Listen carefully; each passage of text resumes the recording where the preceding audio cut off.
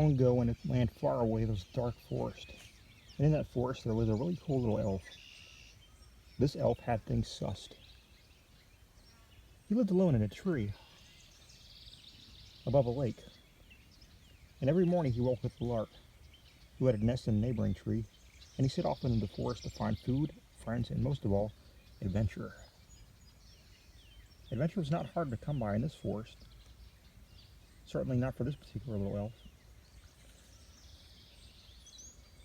First of all, he would take a shower under the waterfall that spilled into the lake from the mountains to the north. It was always icy cold, even on the deepest summer day. But the elf didn't mind. In fact, the colder it was, the more he loved it. And standing under the gush of icy wetness each morning made him feel alive. If for some reason he had to miss out on that daily ritual, there would be something off-kilter about his day, and no matter what time it was when he got home, he would run down the hill, rush around the lake's edge to the waterfall, and plunge into the vertical stream. Then and only then his day would be complete.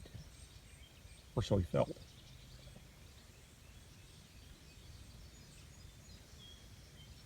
You see, this elf knew how to live. He had learned a long time ago the importance of allowing joy into his life. For it is something you allow, you know.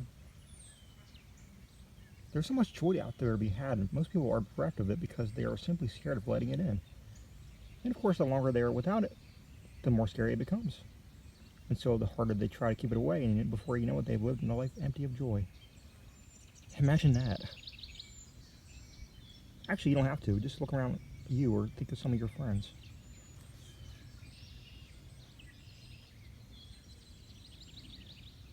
Most days the elf would meet up with other elves and they would run up and down the hillsides, bouncing and wrestling the soft carpet of pine needles that lay everywhere in their land. Sometimes they would go to the part of the forest where the magical berries grew, and then there they would spend the entire day gorging on them and then gaze in the air, seeing the most beautiful sights and thinking the most illuminating thoughts. Best of all, this little elf liked to spy on pixies who lived on this other side of the dark forest. A lot of people think elves and pixies are the same thing, but they're not. The differences are small, but crucial. An elf, for instance, would never be seen dead dancing around a toadstool. On his pixie spying days, he would hide in a tree or a bush near the places he knew that they congregated and listen to them talking in their funny accents, and watch them as they ran and dived and wrestled, just like he and his elf friends did. One day it occurred to him that if he enjoyed spying on them, they equally might enjoy spying on him. And sure enough, a few days later, just as the elf was entering the grove in the forest where the magic berries grew, he spotted a pixie darting behind a tree. "Hey!" he cried. For unlike his friends who were afraid of the pixies, this elf knew that there was nothing to fear but fear itself.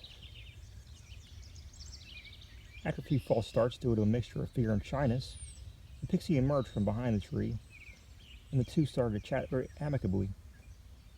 They got on so well that the elf asked the pixie to join him in the grove and to partake of some magic berries. "Oh, never," whispered the pixie, stopping in his tracks. "Why ever not?" said the elf. "I have heard about those magic berries," explained the pixie. "You elves eat them and then you sit around laughing or thinking you see things that aren't really there." "How do you know the things aren't there?" said the elf, confused. "You've never eaten them." "But I've seen you. The berries do strange things to you." "Exactly," said our elf, getting more and more exasperated. "That's the point, surely." "But aren't you ever afraid?" asked the pixie, looking deep in the elf's sparkling eyes. The elf thought for a moment. "At first, a long time ago, I think I may have experienced a little trepidation, fear of the unknown, I suppose, but now? Oh no. I'm not scared because it isn't a scary thing. It's nice. I see things and I think things and I feel things. And everything I see and think and feel helps me to live more contentedly the rest of the time." "Oh, I see," said the pixie. There was a pause. The elf picked a handful of berries from the tree under which they had been having their confab. "So, are you going to try some?" he asked the pixie, a knowing smile creeping across his elf face.